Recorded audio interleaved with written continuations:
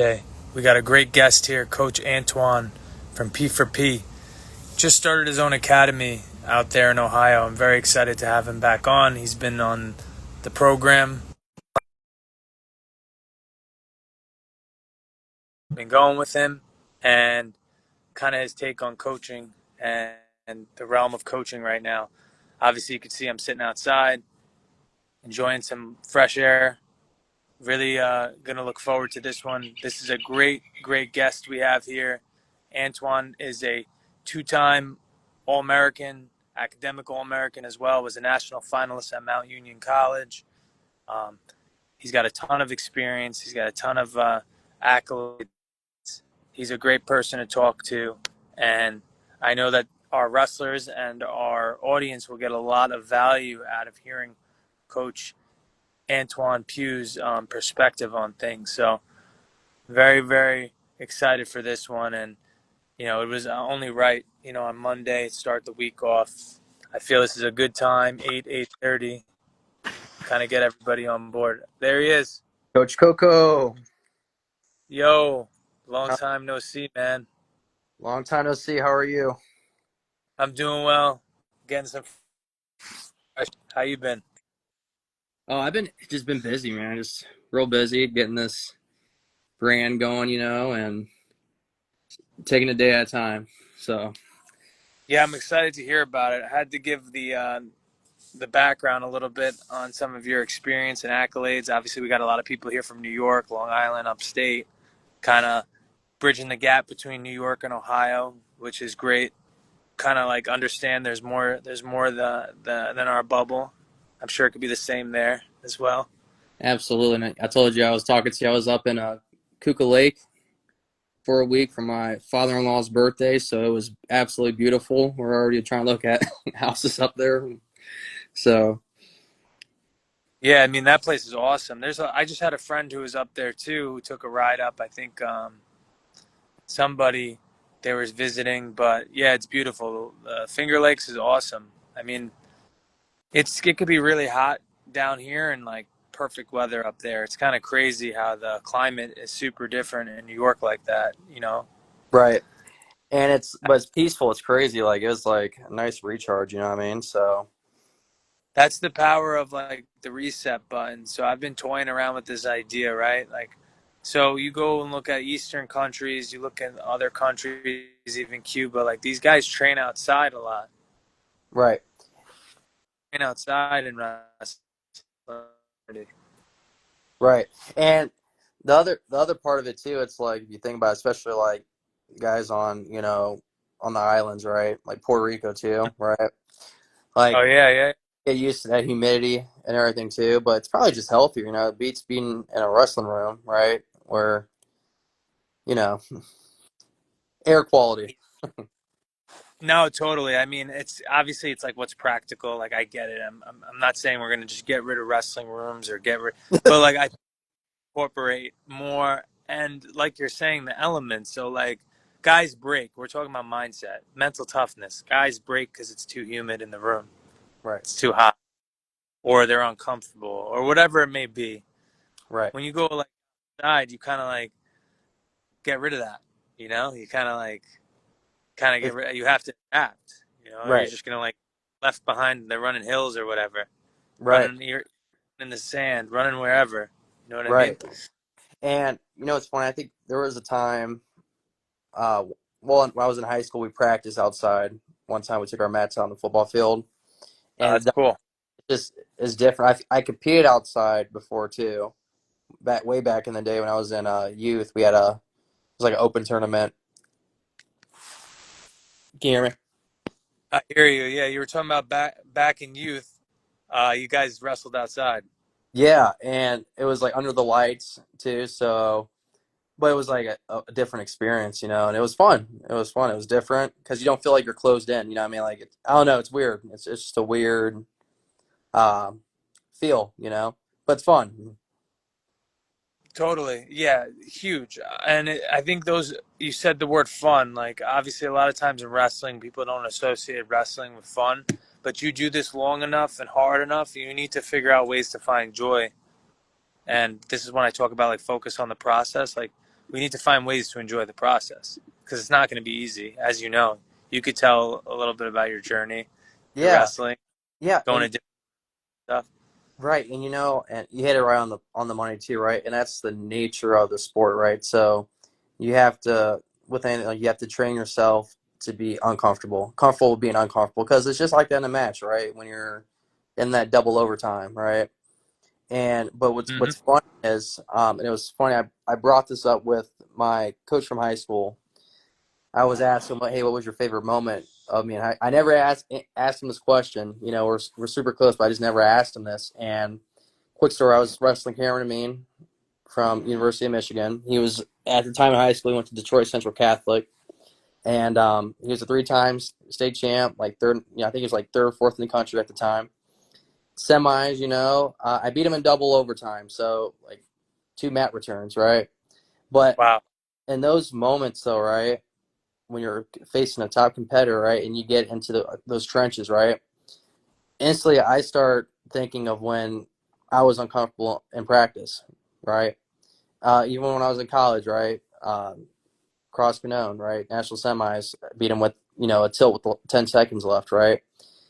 Sick match. Down, right, you're in a uncharted territory and uncomfortable. You resort back to your training mentally. And you bring that up a lot.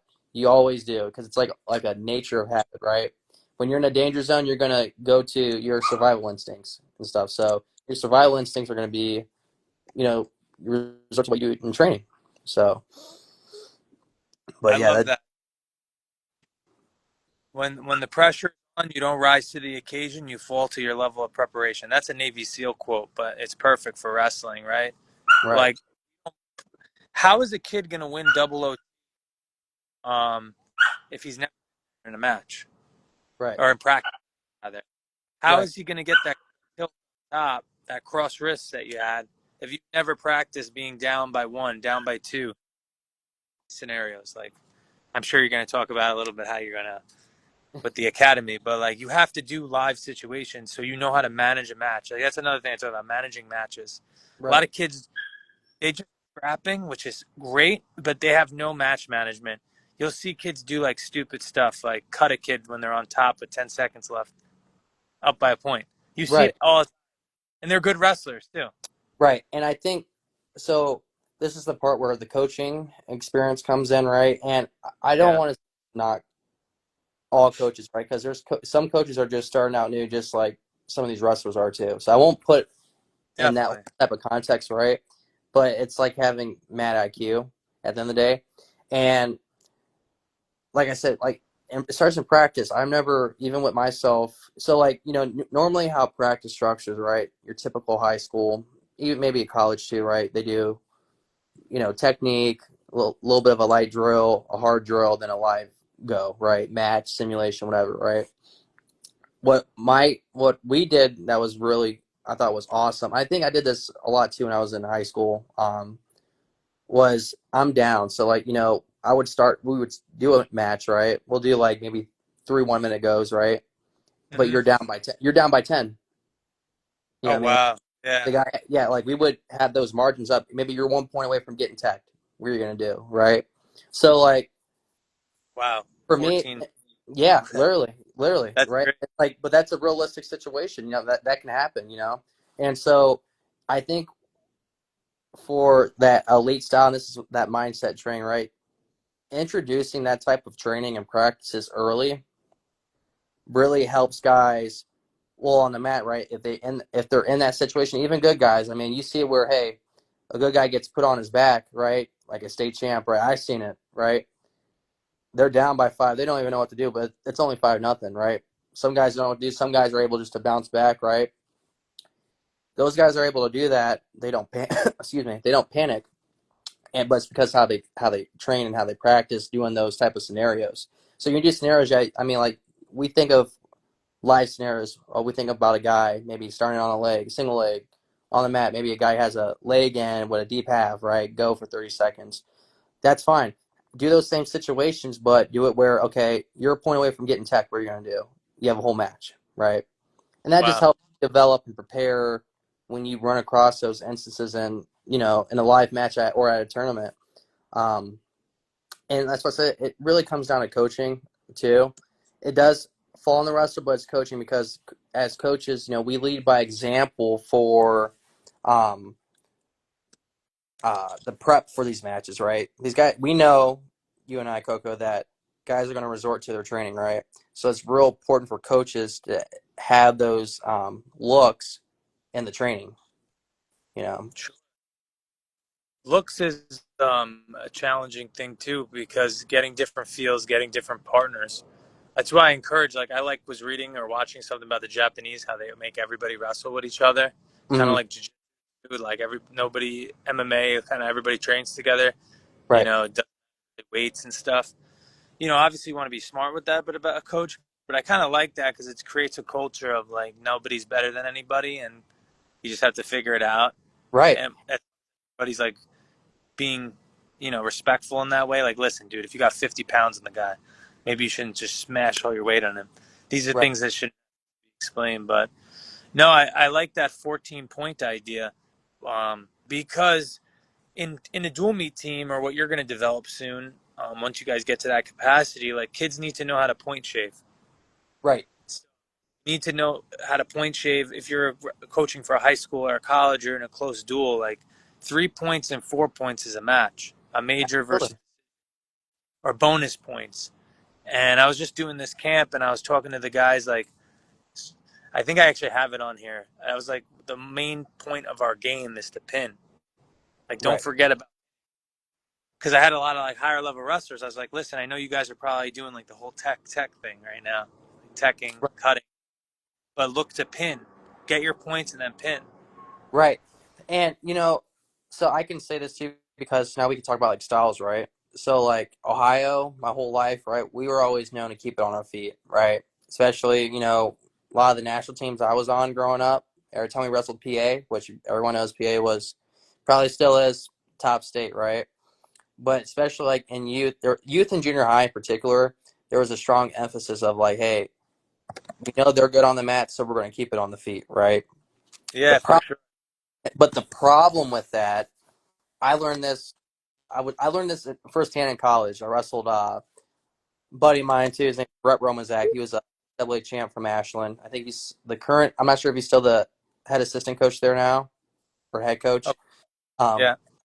Great guy, but in our match, and I told him afterwards because we stayed in touch. I was like, hey, I learned so much from our match. The reason why I'm so good on top and on the mat is because of our match. I learned that I lost. I think it was like 5-2, but it felt like I got brutally beat down. You know what I mean? Because of uh, the just how his IQ. You know what I mean? And I just learned that from him. Um, you talked about the training earlier, and that's another strong thing I would tell these guys too. And this is what helps create like a really successful practice room, right? Like for example, when I was in college, I rolled around Jordan James, right? He was a two-time NCAA champ. He was my teammate. He was a Oh, 133. Okay, I know he was quicker than me, right? So I would work on with him. I'm not going to try to muscle positions, right? I'm going to work on just trying to out finesse him and be quicker than him, right? Then I would go with his brother. His brother was a 174. I was a 157 pounder at the time. His brother was a 174, and I knew he was strong as an ox, right? So I learned how to deal with the muscle and the weight issue from Gerard, who was also a national champ, right? And then sometimes I'll roll around with the heavyweight. Our heavyweight was athletic too, but we communicate. We know, like, what you say, you got to have really good culture. You got to have really good rapport with your teammates. right? And like my heavyweight knew, like, if I was in a dangerous position, uh, he would, he would tap. You know, what I mean, like, just we would stop and start fresh, right, and stuff. So you develop a communication with your teammates too. So The room is interesting because even if there's no communication, everybody knows who the hardest worker and the best wrestler is. It's just like one of those if you know things right, when you're in the room. That's how you really know the guy's been in a wrestling room. Like everybody knows the group that's like the most legit, right? On a team like that. Yeah, you know you don't need to talk about it or even watch them. It's almost like you can sense it. Yeah, right, like, yeah, going they're yeah, going. really hard right now. So Absolutely.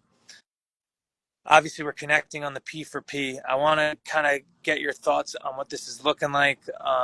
Summer 2025, kind of when you want to start, what your timeline is. Obviously, nothing's set in stone, but Right. what you're thinking. I want to hear a little bit more about that and get the people knowing Right. about Absolutely. it. Absolutely. So yeah, I decided to start my own little wrestling academy right now. Where it's kind of a brand. I'm giving sign-offs of like my history, kind of my outlook on my page. Um, Mm-hmm. right now it's still early. I plan on probably maybe doing some camps and clinics once preseason gets here. So something local, start bringing the attention to my brand and everything as well. But you know, the goals of that really is to make a difference, and shout out to Gary Tiger because he was the one that kind of was like he was like my motivation for this too because he Yep. prepared for me the mental side when I was going into grad school at Wartburg College. And he prepared me for a whole year and he talked to me and stuff and gave me a whole different outlook on the sport and life itself. And so, um, you know, it's going to be a big emphasis on your view of yourself and as a wrestler, and even people that are trying to learn the sport. Or I was trying to do some stuff for law enforcement to help them assist you for self-defense, right, and everything. Learn a little bit of grappling, um, but for the wrestling aspect. And I'm not trying to brag on myself or anything, but it is something that I came across is that i'm I'm showing technique that works, right? And what I mean when I say that, I'm going to be showing technique of this is how you beat a national champ, NCAA national champion, right? This is the stuff you use to beat the top guys in the country. A lot of the technique that I see now and stuff that gets pushed, especially now there's a big push with social media with a lot of these guys, right? Is that they not all of them, because some of the guys, like I know I saw a segment with Real Woods, right? Stuff that he uses in a match, right? So it's Mm-hmm. stuff that I use and everything, but it's universal, right? Anyone can use it, but it's also stuff that's going to work when the match is on the line. You know what I mean? The setups, right? The mat awareness, and just moves that people just never seen. You know, what I mean, that's the biggest thing. There's a lot of technique that I've been blessed with growing up where the stuff that I hit, guys, I still don't see it today, right? Shake the hand series, that's a big one of my patents. A lot of guys don't even know what that looks like, you know what I mean? And just being able to, and the other part of it too is being able to dominate every position. So my outlook on the sport, right, is that, hey, if I'm wrestling a guy on the feet, we could take it on the feet, right? But I can take it on the mat too, and I could be just as effective, if not better, right, in those positions. And that's the mindset I love. yeah, So yeah, you're talking about like a three style wrestler, not three style, three position wrestler rather. You're absolutely. a wrestler, so you could wrestle like this. And obviously, I've watched a lot of you because you have experience with freestyle and even Greco. So Right, like, not this is a whole different segment, but like you need to train three styles. Something that obviously that helped me tremendously was training different styles, like obviously with like things like underhooks, and then also doing like jujitsu, judo, things like that. right, Being we'll use the word like fluent in other combat sports, so you right, kind of on your head right, for better words, they're like foot sweeps or something weird. right. You're starting for that in D1 though. You're seeing a Mm-hmm. lot of like, people call scrambling, and I don't even know what scrambling is. Like, you know, prayers for, rest in peace, Gary Tiger. Prayers for Ben Askren. Like, they don't realize like a lot of these old heads don't realize like that's a series. Like you know what I'm saying? Like near ankle, far ankle, for example. Right, Like that's a series. Like there's a not just they're not just scrambling. Like there's actually concepts going on there, coming out the back door. If they go this way, you finish with a single, turn in, etc. etc. I don't want to get so into the weeds of the technique, but right. that could be crazy. But 100% though, like that's really cool. And I feel like a lot of the stuff were you influenced a lot by like freestyle. Yeah.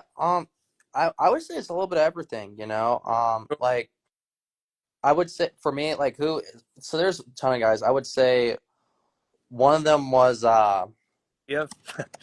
There's a couple guys. So like Greco, I learned some stuff from um, Tom Tomio, if that sounds familiar, from Pennsylvania. That was a lot. I worked a lot with him when I was in high school. He introduced me a lot of like there was different techniques that I still use. My coach from Mount Union, shout out to Coach Fitzpatrick. I haven't talked to him in a long time, but he introduced some sick technique that really helped me with guys that like to wrestle square and hip separation. At the time, there was a guy named from Wabash. He was number one in the country, and I was preparing. You know, this was 2020, going in when before the lockdowns happened, but I Right. was a weird issue with this guy's style on the feet. Nothing really on the mat, but it was just more on the feet. And he showed me a bunch of techniques, especially like clearing how to control a collar tie. Someone gets you in a collar tie, how to there's a technique. It's called like an elbow control, right? Not outside, but there's a certain technique for that. And I've been using that. I've been teaching people that, and they never seen it before and stuff. And very rarely, I'm trying to think. Like I said, I think Real Woods, I might have seen them use it before, but that's not a common technique, right? Um, For sure. but That's it. a lot of it's folk style, man. Shout out to Chris Deshawn. Uh, he was one of the guys that really taught me a lot of my series, especially my tilt series, uh, and on my subs, for sweep singles. I mean, people didn't know this, but like my first 5, 6 years wrestling, I was a defensive wrestler. I was a counter defense. I was a counter offense, but strictly defensive. So I would tech guys just defensively. But eventually, Oh you're wow. gonna, yeah. But eventually, it would get to a point where you get to those matches where you need to develop some good offense, right? So Sure. my sweep single series, my cutbacks are phenomenal because I show guys, especially I was always known for a cutback, either with a single or a double. But because I always tell guys, when you go shoot a sweep, sometimes when people shoot sweep singles, they stop naturally, right? Because how they're taught. A sweep single, you go completely around someone, right? That's your goal. Is go completely around them. A lot of guys stop halfway because of a wizard, right? So, my cutbacks, I would train this like 100 times, even when I was a kid. I had a wrestle mat in my basement. I worked with my dad, and it was a cutback double. And now it's crazy because a guy's going to anticipate you sprawling, so I'm already looking to cut the corner, right? But eventually that merged into Yeah. what? Yeah, but exactly, as soon as you cut on a really good guy, they're going to what? Score up. You're right back to your single, opposite direction, right? So that helped me develop. You're putting 2, 3 moves together at once, and that's part of the quote unquote chain wrestling. But really, it should have its own terminology because chain wrestling and setting 2, 3 moves up for a takedown is completely different. Definitely. Yeah. There's like what would be the word? A secondary attack, or I'll use a weird or tertiary attack versus a re-attack or chain wrestling. Chain wrestling is like post high C, you down block, I go sucker drag, I get on top and I work a tilt. Right, Second, what you're talking about is like I miss the high crotch, I go a knee pull single on the other side. right, That's I work a front headlock series. So yes, they're and they get confused a lot because we don't have like good terminology right, in wrestling. right, But I definitely followed that. A lot of right, people didn't follow. I followed it completely. I try to teach it both ways, right? Because the kids need to like, what's your number one move? It's probably like the first thing I ask, like, what's your number one attack? Because Antwon's style is going to be different than Coach Coco's style. right. So body type, preference, and then building out a series and a system. I really think what I'm excited about this is because yes, I see a lot of the same stuff. I see a lot of the same system. I see a lot of the same stuff. So it's going to be a breath of fresh air, and you're definitely going to bring a great new perspective. Some old stuff too. I would love to see some old stuff make a comeback. Like Yeah, I really like the Navy ride. Like people are beating the tripod on the Navy ride now at like college level. When the guy yeah, tripod in, I right, haven't seen that time. That made a comeback. That was right, good. right, Like Navy ride's like an old school move. right. Other do I think are like it's just funny how that works. Wrestling's like in cycles. Yeah, We I'll always tell say. you what, especially I had some. I went. I'm just being vulnerable. I was great, but I had stuff I was always working on. But there were some teams on the East Coast. I know, like Ithaca. Forget a Oh, couple. There was a couple other schools too up there. Coast Guard, right? I noticed like my junior year, that Blair ride, Navy ride was. It's tough to get out if you'd never dealt with it. You know what I mean?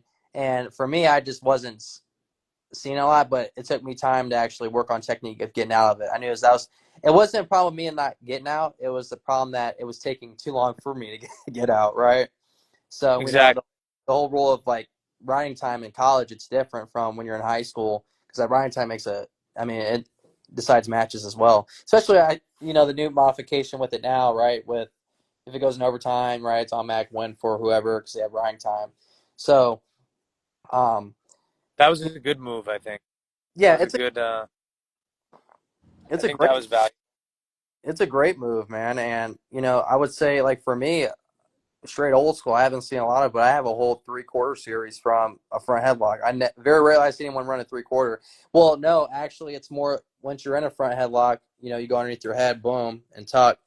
You can tuck it, or if they go to pop their head up, straight to a pancake, right? So, Are you like? Yeah, I learned that back in the day. yeah, Like you put the pressure on their head, and then if they pressure up, you throw a pancake, and then you can use that to crank them over. That thing is great. Yeah, that needs to make a comeback. That yeah, there was these brothers in New York. They used to do like the 3/4 Nelson series from the front headlock. They pinned like their way through the state title with that. The Mays yeah, brothers. They used to crush guys with that back in the day. That was where the kids were ripping the phone books and stuff. yeah. Well, you know what? So I'll tell you this: my first national title I ever won was Hmm. back at Mountaineer. I still remember some of the names. I know there's a guy named Gregory Bolsack from he wrestled out of Lehigh. Guy was an Mm. animal. Yeah, down the road. But back in the day, he wrestled for All American PA. But that whole tournament, I ran nothing but 3/4 series. And so, yeah, my first 5 6 years of wrestling, even though I was a defensive wrestler, I was catching everyone with a 3/4. You know what I mean? Because I would work. That was the first move that was taught me. I was like completely blown away. Um, and then it kind of just merged from there. But when I encountered guys, especially like in Ohio, we have Jeff Jordan, right? The guys from Graham, Team Jordan. Back in the day, those guys had a wicked 3/4 series, and guys didn't know how to defend it because first of all, they never ran the move, right? So Yeah. for me, when Feel the rest of those guys, they didn't have never had a feel for it, so they're gonna get a lot of guys would get stuck, right? Some guys you can run that 3/4 out of a wizard step over, so a lot of guys just never seen that. But for me, and that's why I wrestled and beat a lot of good guys from Team Jordan growing up, was because I was familiar with that look anyway. So I wasn't scared of getting in a front headlock position with those guys. A lot of these guys now, a lot of coaches, and this is where it harms a wrestler, right? Because we talk about if you want to be what you want to do in the sport, if you want to be great, right? And it starts in the room. You have to get those looks, right, of being uncomfortable. Those looks you don't see everywhere, right? And yeah, and it makes a difference because when you go out there and you're wrestling against a guy, right? I like being like a chameleon, right? That's my best analogy. Be a course. sponge, right? Master of all things. That's what a lot of guys would say. So, when guys would say they're wrestling against me, they always say just be ready to wrestle all three positions because he's gonna score anywhere. You know what I mean? Then it got to the point where I'm like, hey, I should be able to put this guy on his back even if I'm on my back. That's the confidence I had going into my sophomore and junior year in college and stuff. And so that changed, right? The technique's a little bit different, you know what I mean, and stuff. But I had it down packed, and I started in the room, right? Being down 11-0, 12-0, right? Hey, there's 30 seconds left. What are you gonna do? And you're losing. I gotta get a pin, right? So I don't have to force a throw. I can work in something, right? Set up something to get to that, right? And that just helps. And that's ultimately that's what's paving the way for the brands. P4P, P for pound, right? But in college, I was known for being pound for pound, most dominant, and so and that's in all positions. So that's where that kind of inspired the brand to come from too, as well. So that's what I want for everyone. Three styles. What I see typically, while we're on the topic, is like and everyone's good at neutral. Everyone drills in their feet. The biggest thing I see lacking is top wrestling. That's why your cross wrists and all that's going to kill it. Um, I was telling the guys at the camp last week, I showed them my cradle go-to teaching is a cradle series. And you know this series because you're from the Midwest. It's like that cradle ride series Right. where you pinch the hips and you kind of like set them up to. This is what I used to utilize. I teach this a lot because a lot of people don't do it anymore and they don't really see it. So you could take them a bunch of different ways when you lock up the cradle. You can cartwheel over the back, you can roll through with it, you can take them back. I love the cradle. My whole philosophy around the cradle, and you know a lot of good cradle guys in Ohio, is that it's like the knockout punch. So it instills fear in the athletes. It opens you up to get more takedowns. And once you become known, just like you were with the tilts, you actually get more takedowns as a result because nobody wants to be stuck underneath. So from a mindset perspective, they're wrestling very defensive, right? So Exactly. I'm Exactly. top wrestling. I think top is not utilized enough. I think top is easier on the body in the sense of drilling it. One, it's getting kids to buy into it and getting the focus. And it's a hard thing to drill because it's like with the whistle, kind of like, I get it. I get why coaches are like, but I think it will make a huge difference in the athlete's future. And then again, look at the guys in Western PA, like on the border where you're at, like Pittsburgh area. That's why I tell the guys here, Yeah. you need to be going out there to wrestle. You need to be driving 2 hours to Allentown or Scranton or going even out. You know, imagine if a kid's from here going to Youngstown or Akron or something. Yeah. They would. That'd be And really good in New right. York. It's Yeah, and far. it's right. And it's, but then that's that sacrifice of where you want to be, you know what I mean, and stuff. But like, that's the PK. blessing I would say for me growing up. Yeah. Being from where I'm at, Northeast Ohio, right, is that, Sure. we would have those guys, like, we would have guys from PA come in, right? Like good guys, state champs come in, but we would learn, you know what I mean? My biggest thing, like, even when I was in youth, I was trained with the high school and junior high guys still. You know what I mean? I know I would probably get whooped. Like I tell everyone, I was just telling my buddy about this because we're just reminiscing, right? I'm getting my page going and stuff. My first drill partner when I went to, we had North Akron Wrestling Club. Okay, back in the day, Team Ohio Hammerheads was from there. So North Akron Wrestling was like Akron Wrestling was the the top team in the country, behind PA. So I had like my first drill partner was Nathan Tomasello. I was in the third grade. He was in junior high. I would go with him, even though it would just my coach would drop me off. My parents weren't there. It would be two practices. We had a junior high practice and we had a youth practice. I would do both, and I would work with Tomasello a lot because Tomasello was very aggressive, right? Strong. Back then, and he had really good offense too as well. So when I got with those youth guys and definitely guys my age, right? They were like you're just blown away. But I'm like, because I put myself there. I would get, yeah, of course I would get torched and teched in a minute, right? But eventually, what happens is that you start holding your ground, right? You start maybe getting a takedown or two, right, and everything.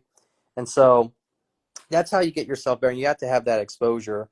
And we, like I said, we don't see that a lot, and especially with top wrestling. I know a lot of guys avoid it, but like, we had this talk about, talk about the Russians, the Czech. I think Paul Craig was on a interview, and I thought it was funny because he doesn't have any clue about folk style wrestling. I would say folk style wrestling is so much more tougher than any style, and we all know this because the nature of how folk style is, right? It's way more technical than freestyle, right? But Oh, also it's the top wrestling. It's the top wrestling for sure, because there's certain locks and stuff that people can use in folk style that the guys in Russia they never see. You know what I mean? A lot of these other countries don't, like, a lot of guys don't know about leg riders. You know what I mean?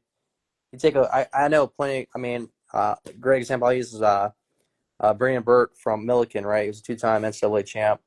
We wrestled against each other and stuff.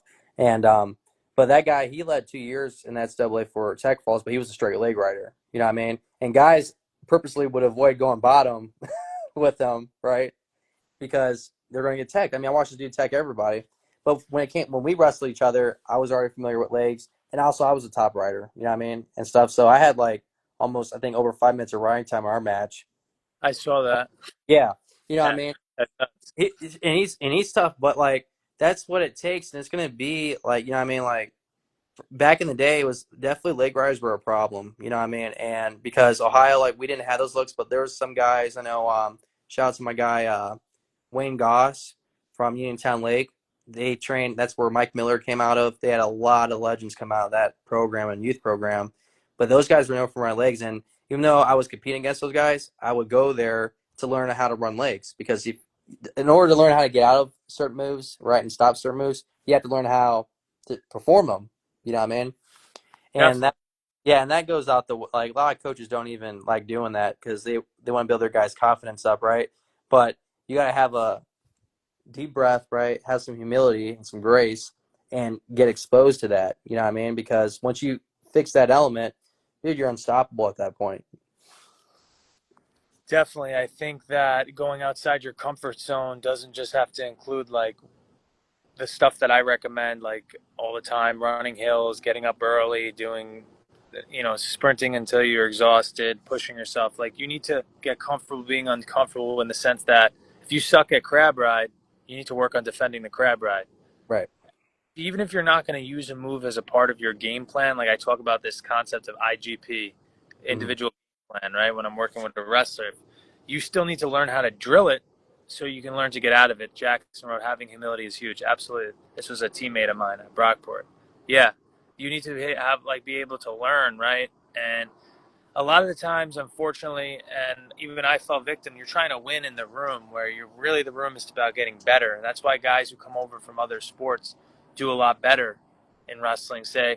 And that's why guys do well when they go from wrestling to jiu-jitsu. Not only is it the best base for jiu-jitsu, but they're wrestling to learn now.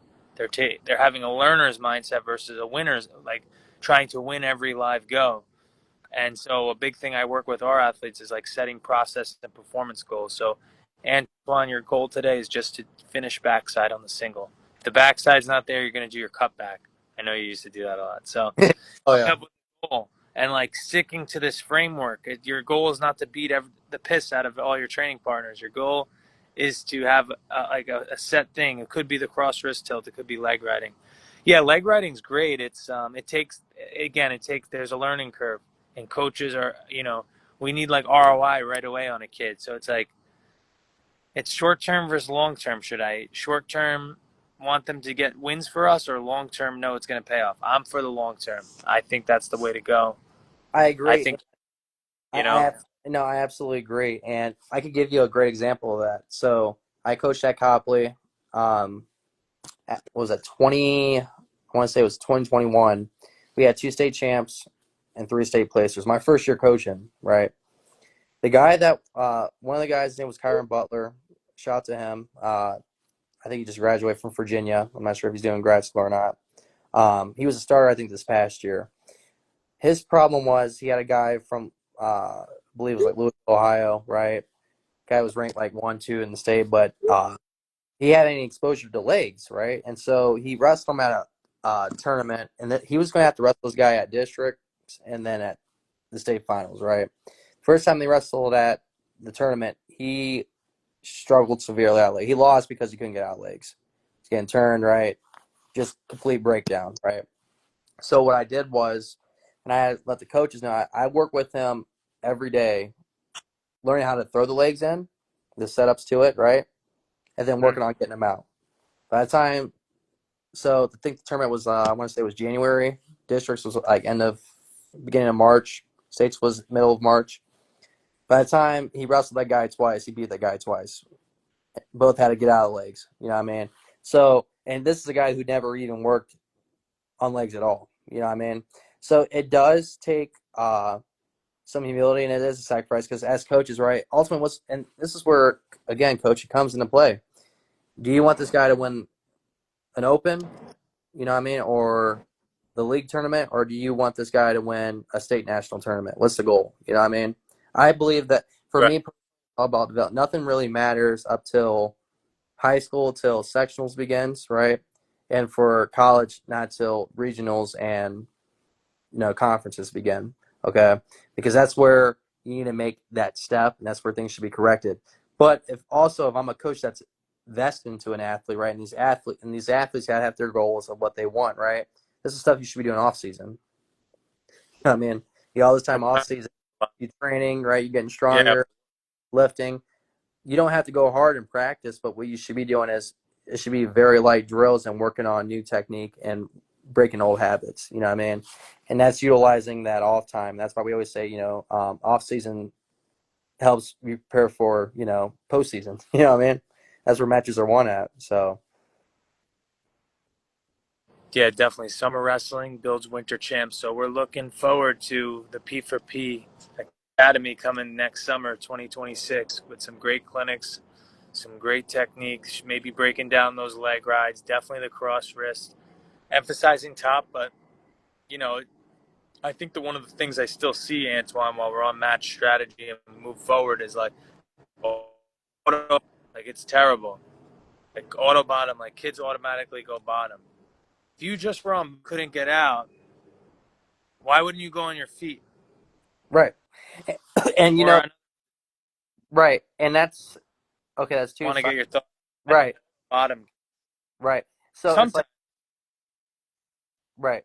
So, yeah, so yeah. right. No, But no. No, you're right, because and that's part of the Mac, because you could say maybe some for experience, but that's where coaches should be saying, you know what I mean? But you shouldn't have a conflict in the corner, right? So got wrestlers have to learn to no. trust coaches when it comes to that, right? Hmm. But also, you know, um, it's the same thing like with coaches saying, well, we'll just keep it on our feet, right? So say the score's tied, Terrible. right? And they're like, oh no, we're not going to, we're going to keep on our feet. Well, what happened if that guy the first, second period and chooses top, third period? When you see that, you know what I mean? You should be, you know what I mean? You should be confident into, like I say, you should be in any position, right? I know for myself, like there was times where I know in high school where it's like, hey, I got wrote out for like a good 30 seconds, for, towards the end of a period going into, the last period, right? And I would choose bottom and I would get out right away, you know what I mean? But logically, it's like, for some of these guys, because then these guys lose matches. You know, what I mean, they choose one and they just get wrote out the whole rest of the period, right? So that's the whole thing of having that mad IQ. You know what I mean? And communication with your corner. Like you have to trust your coaches that they see what you don't see too. You know what I mean? And that's where Definitely. coaches have to emphasize that in practice, right? And communicate that with the wrestler also. So It all starts with building the relationship. Relationship precedes knowledge. Relationship precedes mindset advice. If right, the kid built good rapport and he trusts me and our relationship is great, then they're going to integrate the win principle. They're going to integrate visualization. They're going to notice that and realize this stuff works. Obviously I got really into you know mindset when I was even doing that. I did some single leg finishes recently off the shin whizzer. I did some cradle stuff I was telling you, but then I ended with some mindset stuff for the clinic because again I'm thinking these kids are at a clinic, they want to see some stuff that's different. They don't want to just drill like shot go behind, shot reattack, right, you know right, so it's like I want to maybe try to show them something different, kind of open their eyes. Like I do some stuff off when they shoot a high crotch, like this stuff, I'm sure, like sitting to a crackdown and me getting a cradle right, from my butt. right, right there on for a near side. Yeah, exactly. Stuff like that. Like, basically like threatening them with, I also, it's again, knowing yourself, knowing your style. But you don't have to have long arms to hit cradles. That's just what you have to learn how to bring the head to the knee and how to adjust and get a big chest. And like cradles are interesting. And, so are bars. So is all this stuff, leg riding, the cross wrist, all great. You know, Right. Oh, absolutely. so it's all Absolutely. good stuff. It all ties in with the mindset where I love this wrestle from everywhere. I Yeah. think you're going to really put that in the athletes in the future. Obviously being mindset Monday, what are something from the mindset you want to really reinforce when the P4P starts rolling and with your camps and clinics and stuff? Right. And I think my biggest thing is implicating, you mentioned it earlier, right? The win principle, right? That stands for me, it's what's important now, right? You can add that to any aspect of your life, right? So if you're going through something, right, what's important at this moment? What's something that I need to do at this time, right? What's the top priority? that's something I really want to instill these guys, right? And then, I say, dominate. That's the theme of the brand P4P, being pound for pound. When you think of pound for pound, right? Like I always think, wrestling myself, but I was always inspired by Roy Jones, right? Roy Jones was a junior middleweight and only guy that could win titles all the way up to heavyweight. You know what I mean? Um, Yeah, I respect that, and I love stuff like that, especially it correlates so well with boxing, right?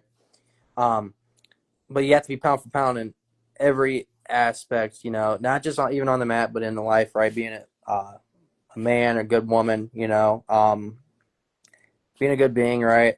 Your faith, that's part of that one principle too, right? What's important now, right? Maybe uh, you don't have to. Maybe it's not you going to the gym and lifting a ton of weights to blow up. Maybe you have to do some soul searching, right? And know what is it that I need at this time, right? Whether it's spiritual, whether it's health related, right? Maybe you just need rest. You can't be going off doing everything right. You're not having your downtime, getting the proper rest, nutrition, right? Maybe you're lacking in the area with that. Um, so that's something I'm really going to be pushing hard on for, starting out when I get that going and stuff and on my page. And that's just a good question that I'll be asking everyone too. What's important for you right now, right? What's your win principle? What's your priority, right? But with that mindset, you also have to admit then like what's something that you're struggling in. Usually that deals with exactly what maybe it's nothing even on the mat at all. Maybe it's school academics, right? Um, sure. Being able to prioritize, and I think that principle is going to really help everyone. That's something I'm really going to try to push. And you mentioned earlier humility. That's a part of this. That's part of I think what's missing in the wrestling culture, and even in the outside of the wrestling world, is having humility and showing grace. You're not perfect. I'm not perfect. Um, no one's perfect. We all have areas to work on, right? But you can view it as, hey, um, this is an opportunity for me to learn and grow from, right? Or you could view it as, oh, I'm just going to avoid it. It's a problem, whatever. It's a weakness. I'm not going to address it. I can push it off later. So that's going to help a lot. That's something that we're going to really be pushing hard and what I'm going to be promoting a lot for my page. So Yeah, man, I love the win principle. I love that. I think that's really important to get guys being in the moment. And it sounds like you're going to want to individualize based on the athlete's needs, whether it's nutrition, academic, where they're at.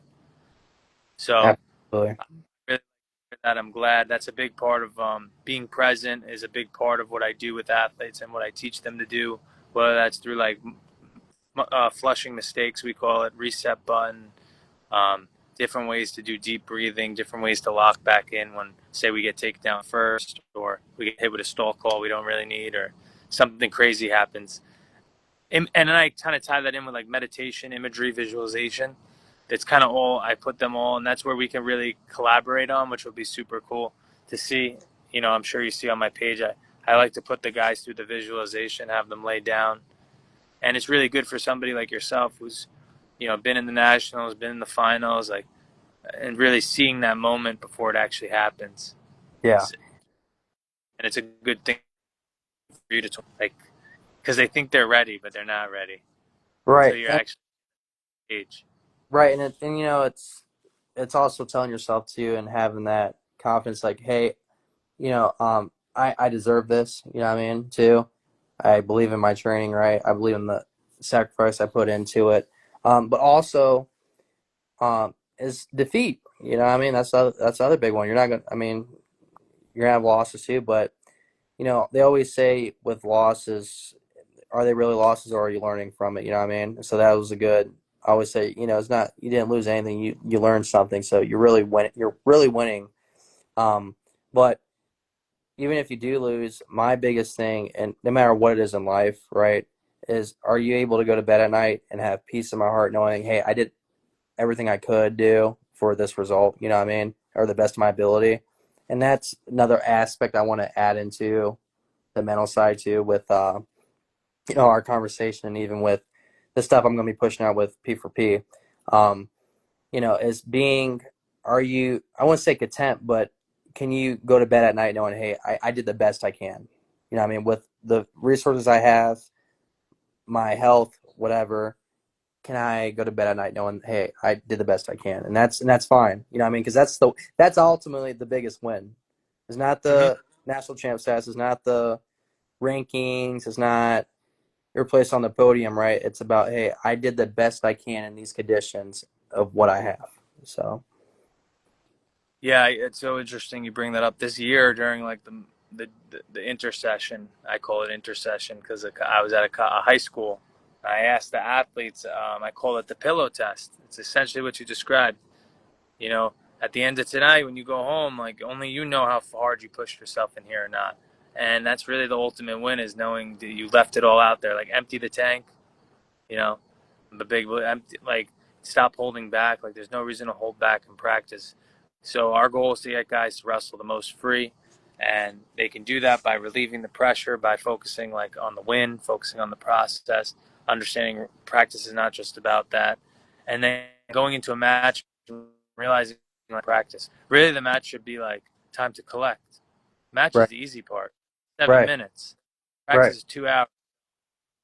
Going to old school mindset is like, but it's great, is that our practices should be harder than a match. And we need to train in match like scenarios, like you brought up earlier, and with that level of instinct. And we should warm up the same. We should wear the same stuff. We should listen to the same music, eat the same foods. We shouldn't be changing things up drastically to prepare for a competition.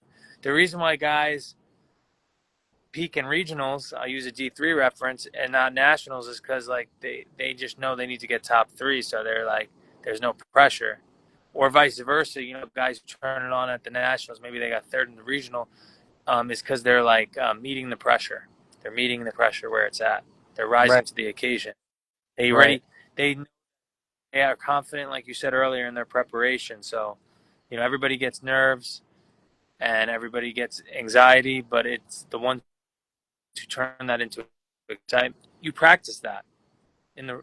You wear a singlet in practice. You put on the headgear. You put yourself into bad situations.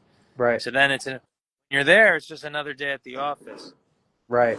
Oh, and then like, you know, like even my mindset like was I was always like I told you, this was me. I was a hunter. You know what I mean? We think about I always like using the analogy, you know, predator, right? That was my fit aliens versus predator, right? Predator, he was a hunter. That whole if you study the can, I'm not trying to go off topic, but I'm gonna try to correlate like how I think of it. Predator, you know, when he would hunt and throughout the movies and stuff, right? Sometimes it would come to Earth, right? But the history of it is that they would go to different planets. They would hunt for the most deadliest creature, and they would have that as trophy. So that was my mindset as far as when it came to, oh, when I had someone ranked, or hey, I got a state champ, or college, hey, this guy's ranked fourth, third in the country. Oh, I want it. I want it all. I'm willing to even go up a weight class to go get it. You know what I mean? That, That's like, that right there. yeah, you got, and that's a different level of It of takes to have like a kill list or a hit list. yeah, the hit list, I know man. we're gonna get banned, me and you. We're gonna get banned for this terminology in 2025. But yeah, like it's like coach coming up to me like, hey, you want to bump up to heavyweight? And I'm like, yeah, because I Yeah, need to get a good match. Because I'm in high school and I'm getting forfeits. Or you want to bump up to 220? I was like a 171, 180. I was really like like a tweener. yeah, Like I was between. You have to have this mentality though, and it takes time to get there. So it's a great paradox. And Ben Askren and Joe DeSena wrote a really good book on like paradoxes and stuff in yeah, wrestling. And um, but it's one of those paradoxes where you'll hear me on here about like forget the rankings, forget the seats, forget the records. But at some point, you need to turn. Once you get over that, the whole track wrestling, the brackets, all that nonsense does not matter. Then you're like, okay, great. Like now we can use that as fuel. Like this guy's at this tournament, I want to wrestle him. yeah, Instead, exactly. it takes again. It's like you start off as a white belt, and then you get your purple, brown, black. We can't jump steps in the mindset journey. But Right, that's why the first one, get all that stuff. You need to focus on what you do, your moves, your style. And then right. as the guy gets on the Fargo level, he gets more on the. It's like, all right, you wanna use these as motivation now. You want to use it as fuel. So it's a life cycle. It's a process. Me and you could talk about this all night. Uh, That's One thing I wanted to we wrap up is like maybe like a quote or something that stands out to you, something heard you, maybe mindset Yeah, related or P4P. yeah. I think I'll use the old. I'm not sure if it was on Kung Fu Panda or what, but probably people ever heard it. But it's yesterday's history, tomorrow's mystery, but today's a present. That's what tomorrow's a gift. Today's a gift, but that's why they call it a present, right? And that shows the humility part that it's life's a journey. I mean, you have your waves and stuff, but you gotta make sure you have a good foundation, right? Mine's with Christ, and faith, and that really helps me for whatever it is. Wrestling is just it's a part of you. I learned that more being done competing from the sport, coming back into it, right? Um, that ultimately, it's a journey. I mean, everything's a journey. It's not. Some things can be overnight, right? Some things aren't, but you really just have to have. The key word is humility, man. Humility and grace. That's what I've been kind of saying a lot lately, because a lot of people don't. Uh, people are unnecessarily hard on themselves, and naturally, the world's already tough, right? Naturally, everyone's stuff's already hard. The last thing you need to do is be even more harder on yourself to where, it impacts your judgment and your actions, right? So being disciplined of yeah, you could be disciplined in the training. You could be disciplined in the competition and being competitive, but also it's being disciplined of knowing you, showing yourself some grace and peace, right? And knowing that it's a journey. So Yeah, that's awesome. I love that quote. Yeah, it goes back to that win principle. I think that's a great one in terms of incorporating mindset into P4P. I think telling the guys when you start to work with them about being present, being in the moment. One of my favorite ones is it's Picasso. Like the meaning of life is to figure out your gift, and then the purpose of your life is to give it away. yeah, yeah, That's a good one. great one. That's a Like great one. really like that's how I felt about coaching, getting into these fields, teaching when being and teaching and coaching really, and working in like the collegiate sector, the academic sector. That's really kind of something that guided me. Is like you want to give the same level of passion you have. You don't want to be just another talking head, whether Right, that's in a gym or a mat room. You don't right. want them to. You want to be like, this is the best thing ever. So, no, And that's a great Kung Fu Panda. That's funny. I haven't even thought about that in like 15, 20 years. That's so yeah, funny that you brought well, up. maybe we'll save this topic for another day, but I do want to address it though because I was listening to a segment. I forget the guy's name. With Muggsy, right? The big guy, he was like ex-veteran, right? He's been doing the camps stuff, but big on social media. I would Dude. very. Was that? So he's getting huge now. Um, Jacob, I talked Yeah, to him here and there. yeah. Touch Great, base with him. great, Great. great guy. Um, I commented stuff too. He reached like he's a really great guy. Um, but the thing I want to get especially for the high school and college guys, right? Especially in particular the target I would say high school guys that are getting ready to go to college. Don't get caught up in the social media though. You know what I mean? Social media is completely temporary. You can use it could be a tool, right, for resources and stuff. I'm seeing everyone kind of like hop in that train. And my only problem and dilemma with it is like you gotta be qualified though. You know what I mean? Like a lot of these guys are trying to um speak, for guys like such as myself that, we accomplished, we paid our dues in the sport, right? And then say like that their way is correct, right, and everything. And at the end of the day, it's about turning the cameras off, and it's really about the impact that you're making on these guys, right? He said something on one of the videos that he was addressing, like at a youth, it was like a youth junior high camp that he was doing. That saying like social media, that's going to be the way of how a lot of these schools are going to be recruiting guys based off popularity and whatever, right? Um, I just don't believe in that. I would say I highly respect them, you know what I mean? And, Muggsy and the guys that are doing that, I saw Giorgio Poulos. I know him. He's a Northeast Ohio guy too, personally. And, they're doing this thing with this whole social media route. And I get they want to grow the sport and everything, and even himself, but even Giorgio knows that there's guys where you're creating this image where you kind of do step on other guys' toes, the guys that actually had the work and put the work in, right? And they speak on, like, we just bring in accolades. I mean, that's the biggest thing is the accolades, right? And I'm telling you guys this because I've done it. I'm a two-time academic All-American. I had a team national title I was a part of. I was a national finalist, been at the highest peaks. You don't need social media to validate who you are and to show your skills because ultimately wrestling is like, I call it, that's the area of truth, you know what I mean, at the end of the day, right? And we see it with the technique. These guys are showing these techniques that I don't, that aren't working. I would say, are you guys really showing techniques that are going to beat national champs? Is this the technique that's going to be Olympic gold medalists? Can they honestly say that? No. You know what I mean? So what is it at the end of the day? Are we just doing this out of a profit, or are we actually doing this because we want the best in the sport? And I get it too. Like, it's a way of being incentivized, right? Which is, it's great if you can. But, while you're doing the incentivizing, you're talking about the sport. I do believe that what's your accolades? You know what I mean? They're saying you don't have to have accolades, but then you get on the mat and you compete and get dusted by a guy who isn't even a champ. You know what I mean? Like, isn't even All American. You know what I mean? And so, um, and that's not to knock him either, because that guy, I'm talking about, he's a stud. He's beat All Americans. He's beat national champs, right? But it just shows the difference. And I think that's the part where I was saying earlier, like humility and grace, right? These guys really have to emphasize that, but also be humble. The sport ultimately is a humbling sport. It's not about being provocative. It's not about, don't let the social media get you caught up about being something that you're not and bigger than you are.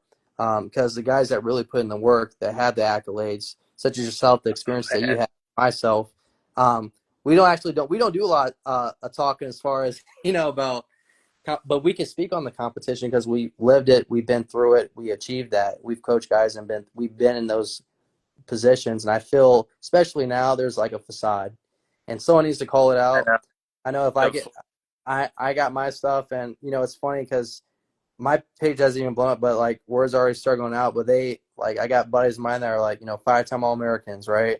My teammates that were part of national champs are saying, hey, you got the best technique in the country. And I tell everyone that. I can say that humbly because you know why? My technique has beaten national champs, has beaten multiple All Americans, right?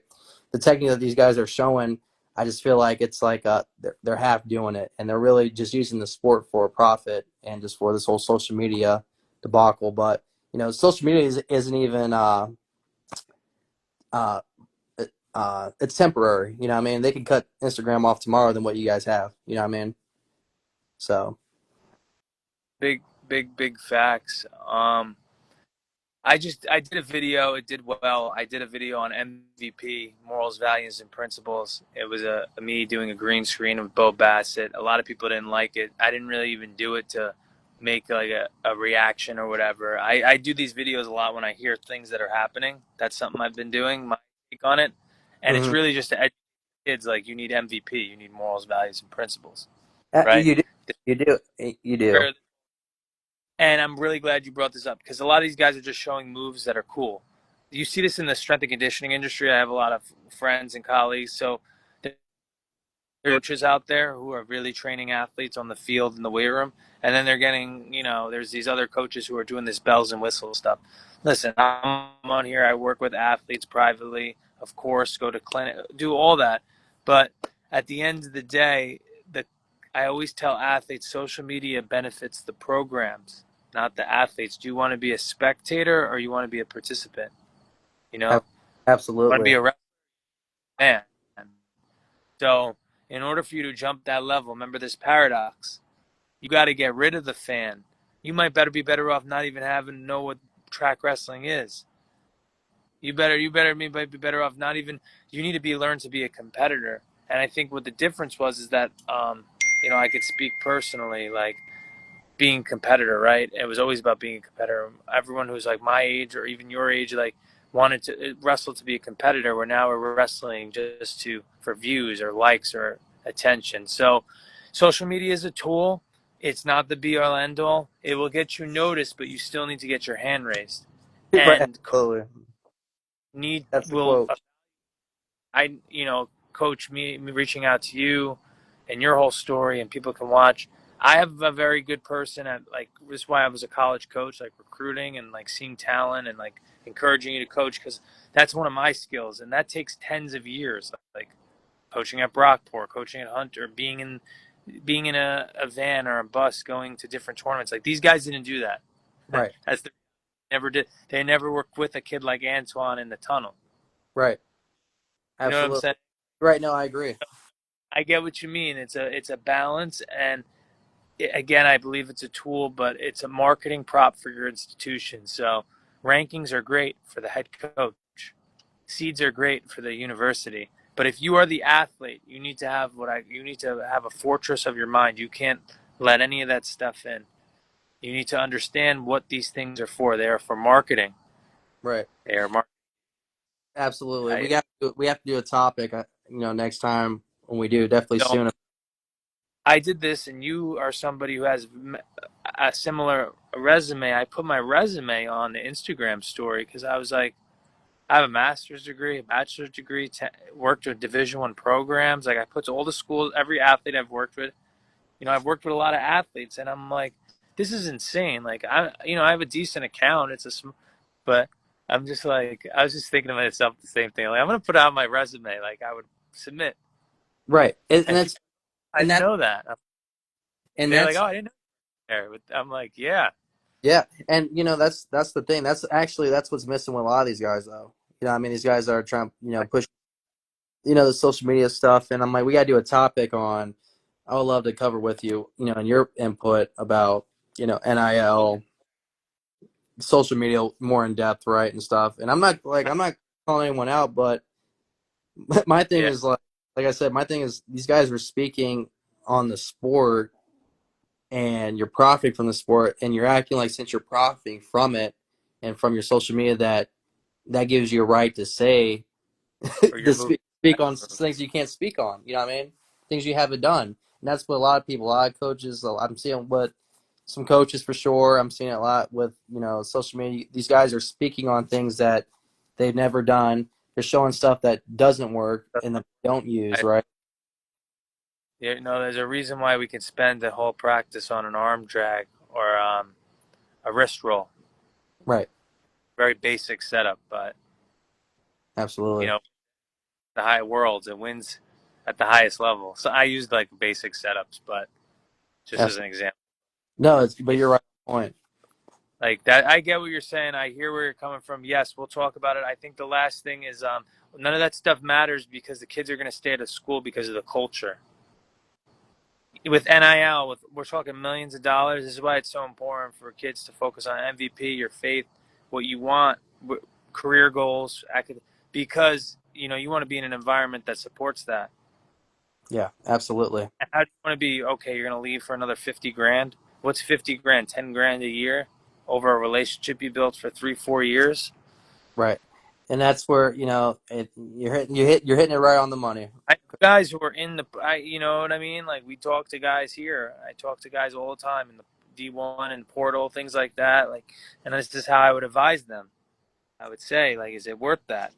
You're gonna restarting, of course. If it's life changing, of course I understand. But ultimately, you got to understand big picture, loyalty, things like that matter. Yeah, and it's I wasn't I was in a similar boat when I transferred from Notre Dame College to Mount. I had options. I was actually thinking about going to California Baptist. That's what I I was would, thinking in the Big 12. But yeah, I I I had more values to my impact that I was doing outside of wrestling, right? And my question is, okay, what's the value that I'm bringing to the university? I have value, you know what I mean? And so yeah, that's and you weren't a take either. right. Oh That, yeah, that's it. Right, that's a whole nother like, what am I gonna get from them? It's like, what am I gonna give or bring to the table? right, Which obviously has value, but your perspective was a different. That's right. where I'm going. Perspective was different. Like people are only interested in what they can get from something. It's like, what can you give too? It's Right, a two-way absolutely. thing. It's a transaction, you know what I mean? Because behind closed doors, when you're succeeding, like the school is profiting off your accolades and your success, big time, big time. You know what I mean? And so a heavy topic, and this is something we'll definitely have to talk about though. Again, Yeah, I I have definitely to, want to. I definitely want to. and how to navigate it for sure. But all in all, I got to jump. But Coach, I appreciate you coming on. I'm very excited for P4P, and I know mindset will play a big role in Uh, your athletes. I know that they'll be covered on the physical end. That we're well, not worried about. well, So I'm gonna be sending people your way to get on your end too. So I'm excited for the collabs, and we'll definitely be planning some collaborations soon. Definitely soon. I would definitely say, if not, 100%. yeah, if not some And point in time this year, definitely next year. But definitely want to get that collab in, and let's make it happen. some summer 2026 clinics for the Absolutely, guys summer, and then we'll keep it rolling. We'll go from there. Thank you for hopping on tonight, Antwon. I really appreciate your time. I know you've been busy with work and everything, but listen, man, we got to make the time. So we'll do this. absolutely, we definitely will, Coach Coco, and I'll tell everyone this too. I've encountered great people, great coaches, right? And from my experience and everything I've done, when I talk about coaches that care, a coach that knows what he's talking about and that's qualified to speak on everything and is going to get you to become the best, most important on the mental side, it's Coach Coco. I tell everyone that. And so I'm not just saying that to say that. I've been a huge fan of you since day one, since we met.